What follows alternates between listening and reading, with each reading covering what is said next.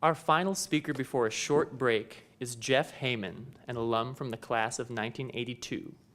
Jeff is president of international insurance operations for Star Companies. He has more than 30 years of experience as an executive with leading insurance organizations, including roles as Chief Executive Officer of Global Consumer Insurance at AIG and as Regional President of the Far East, also for AIG. Jeff lived and worked for nearly 12 years in Asia, and he's currently a director at both the Korea Society and the Japan Society. He graduated from St. Olaf with degrees in economics and political science, and he earned an MBA from the University of Hartford somewhere along the way, too. Let's welcome Jeff to the podium.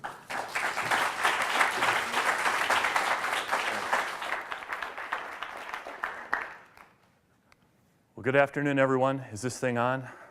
All right. So I'm going to talk to you about Asia and doing business in Asia. Why doing business? Because I didn't spend my time in Asia as a cultural attaché. I was there as a businessman.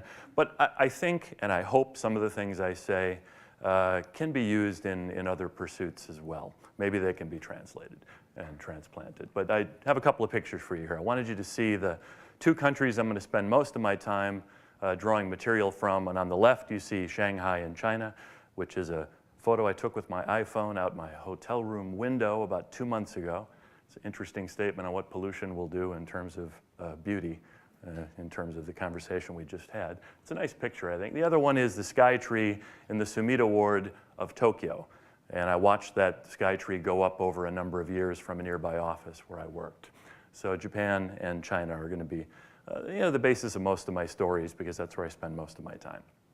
But I'll tell you, one thing that should be obvious, it'll be perceived as obvious when I say it in a moment and flip to the next slide, but it is really hard for a tall, blue-eyed guy to blend in Asia, okay? It's really hard. Whether you're at a ribbon cutting with the governor of Toyama Prefecture, whether you're chatting with a geisha in Kyoto, or you're participating in a tea ceremony in Hiroshima, you're not going to blend in, okay? And you should give up even the thought of it. If you go to Asia, you're not going to blend in. You're never going to completely fit in, but you can still coexist, you can cooperate, and you can collaborate if you understand each other. And I think that's a lot of what I'm going to talk about. So doing business, it's really bridging cultural and language barriers towards achieving some kind of goal. And that's why I think you can take that and apply it to some other pursuit other than a for-profit pursuit. It's about understanding each other and being able to collaborate. I'd also like to talk a little bit about how Japan and China have changed over the last 15 years. A couple of comments, a couple of stories, and then give you one person's opinion on where they may be going. And I'm not approaching this from an academic perspective. I'm just approaching it from I've been there. These are my perceptions from talking to people that I talk to and the experiences that I have. And if we have time for questions. So, language and cultural issues. I have a lot of stories, but I have to limit them. I've gone through this a couple of times at home with the stopwatch, and I had to cut out a few stories, or I was going to stand between you and your break. But the first one I like to tell is, I moved to Japan, and I took over responsibilities for someone who had been there for a while. And we had a transition, we were there for a few weeks together, and then he left, and I was alone in the office, right? And then I met with my staff for the first time. So I had my head of underwriting, I'm in insurance, right? And I had somebody with him who spoke English. And I asked them, I don't even remember what I asked. It was a fairly simple question. One with kind of a yes or no answer. And they talked for like 5 minutes in Japanese. Right? I didn't understand. And then the one who spoke English said to me, maybe no. Maybe no? What do you mean, maybe no? Answer is no. What about all that? What was that conversation? Don't worry, answer is no. Well, I decided I wanted to understand what was going on in front of me. So I dedicated myself to learning the language to the point where I could become functional and could do business, and at least I understood what was happening in front of my face. But what I found out is that understanding the words isn't enough. And that leads to my second story, which is the big orange limousine bus. Now, anybody here who's ever traveled to Tokyo?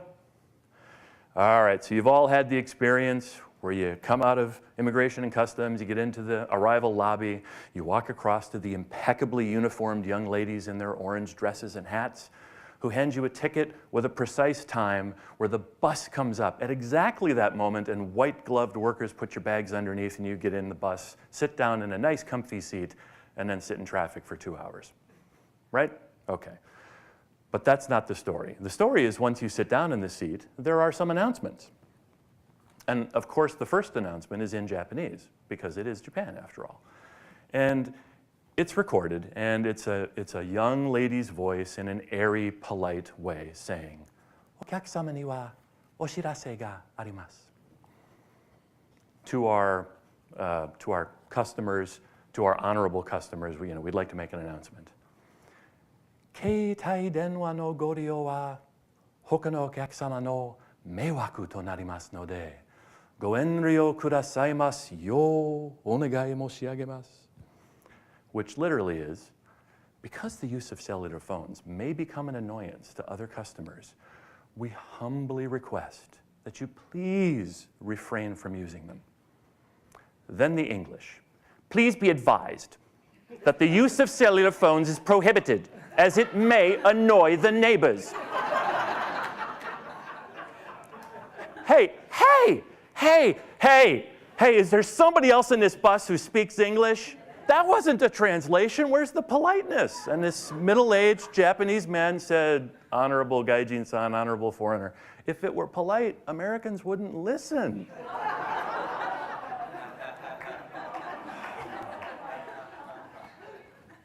So it isn't about translation. It's about interpreting something so that it will have the correct, not only meaning, but impact in a cultural sense. And then you're actually communicating, right? So the point is, though, for me, adding together a foreign perspective and a local perspective, and in my context, it was American and Japanese, but adding together the two perspectives became powerful. I think it helped us do things in business that just local companies would have had a harder time doing. And I illustrate it by a game. And I really wanted to have a big whiteboard, and I knew there'd be some Japanese or Chinese speakers in the room who could help me, because I play this game, and I've never lost. Okay? And it's a Chinese character game, but I'm going to have to show it to you by having canned slides here. So the game is, there's 22 of them. These are Chinese characters, repeated 22 times. It's kuchi, or ko. It means mouth or opening. Okay? And the game, I explain, is you add 2 strokes. Not 1, not 3. You add 2 strokes and make another valid Chinese character. And I start. Then I give you the pen. And I go on, and I put in, and I make ta for field. Hand the pen to my opponent, who puts usually me, which means I. Me, moku, I. Okay? Staying in the lines. I then counter with 2 little curvy things that makes the number 4, shi, or yon. Oh, my opponent starts to get nervous. There's a lot of boxes. Are there really that many solutions? And then, if it's an enterprising opponent, they come up with something like you, right? It starts inside the lines and it goes out a little bit. Well, you see, basically we stay inside the lines, but I don't want to bore you with every solution one at a time, so here's all the solutions that I know. So the point is, I wasn't bound by stroke order, radicals, any of that. I just knew the picture in my head, and I didn't have to do it in the right order. So this opened the eyes of the folks that I would play this game with at the beginning of meetings. Collaborating created more solutions, having a foreign perspective. But I couldn't do it as a foreigner until I learned Japanese. So this isn't about necessarily my virtue. I needed my associates to teach me the language and how to write. And then by the virtue of being a foreigner and looking at things differently, I could help them look at it differently. Okay? So how about Tokyo and China and how things have changed a little bit? So when I showed up in Tokyo with my family in tow in early 1998, and it got to be summer, it gets really hot. August, it was 100 degrees and 100% humidity, and go outside. We go outside in shorts and T-shirts, and Sunday afternoon, shopping district, Omotesando, and we'd look around and we'd feel even more out of place because every person I saw, the men were in sharp slacks and jackets and shirts. The women were in nice dresses with heels and parasols. I am not exaggerating. Everyone was dressed to go outside, no matter how hot it was. Everyone wore jackets and ties every day to the office. Now, and in 2009 when I left, if you go to Omotesando Dori, the shopping district, on a Sunday afternoon in August, you find most people, including Japanese, in shorts and T-shirts. And Japanese businessmen don't wear jackets and ties to the office over the summer. And that may not sound like much, but that's a huge change in a short period of time in what has been a very formal place. Beijing. First time I went to Beijing was in the spring of 1999. There were no tall buildings. There were far more bicycles than automobiles. A few miles outside of the city, there were more animal-drawn conveyances than motorized, and the road crews sat on the road with buckets of gravel, filling potholes and tamping them down by hand. Anybody see the opening ceremonies to the 2008 Olympics? I mean, Beijing has changed a little bit. Incredible transformation, not all for the better when you think about air quality. It's horrible. So where are those countries going? And I don't mean to offend anyone, these are just my opinions, okay? I was at a luncheon this past Wednesday, it's UN week, so I was at a Hudson Institute-sponsored luncheon honoring the Prime Minister of Japan, Shinzo Abe. I think it's great to have a Japanese leader articulating a positive, optimistic, growth-oriented message about getting the economy going, not expecting things to be worse tomorrow, right? And all of that. That leadership has been lacking for some time, probably since Koizumi 10 years ago. That's great.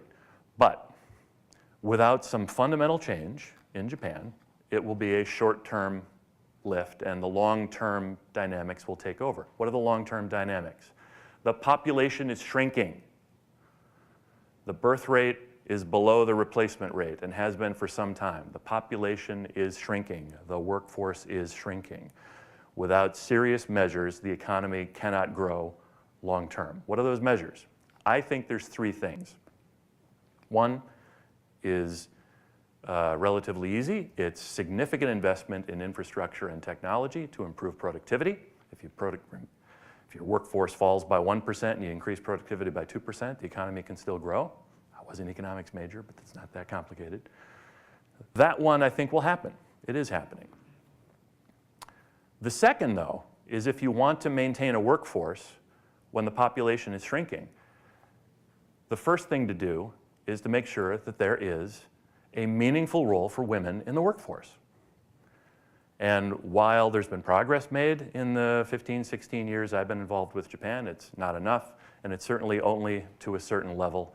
There's not a lot of executive positions for women. That has to happen because half of the talent pool in the country is wasted. And the third is Japan is going to have to tackle immigration. Now, there's a lot of people against immigration in Japan, but it's already difficult to fill some manual labor jobs in the country, all right? Those things all have to happen, or after the short-term impact of Abenomics, the long-term prospects are much dimmer. The economy will shrink slightly, the population will shrink slightly, but the GDP per capita will remain high, so people will be comfortable as they drift off into eventual obscurity. I'd rather not see that happen. I think this is a solvable problem. So moving on to China. Funny, I was at there's a thing called the Strategic and Economic Dialogue between China and the US, and a meeting in Washington a couple of months ago, and I was there, and I was at a dinner where I heard Vice Premier Wang Yang talk, right? And he said, "You guys expect so much of us. You've been a democratic, market-based economy for over 200 years. We've only had a market-based economy for 30, Just give us some time. And we're all worried about ideology. You're Republicans or Democrats, I'm a communist, but when we go home at night, our wives tell us to take out the trash, right?" So this is a big guy in China. So you have to look at that. You have to look at that. We have to be patient. But there's a couple of paths for China, I think. One is the official kind of 10-year plan of the new government. That is, over the next few decades, hundreds of millions of people migrate from the countryside to cities. Why? Because China has its own demographic problem and workforce size problem caused by the one-child policy, right? There's a dip in terms of working-age people. So how do you make up for that? There's a big productivity difference between an agrarian lifestyle and an industrial lifestyle if you move people from the countryside to the cities, right? Also, you gradually shift the way the state-owned enterprises, the large state-owned enterprises, currently consume all of the credit available in the country. You begin to feed that to entrepreneurs and small businesses. You create more of a consumer class, and the Chinese economy blows by us like we're standing still. Or maybe it's not so easy to build cities and find jobs for hundreds of millions of people.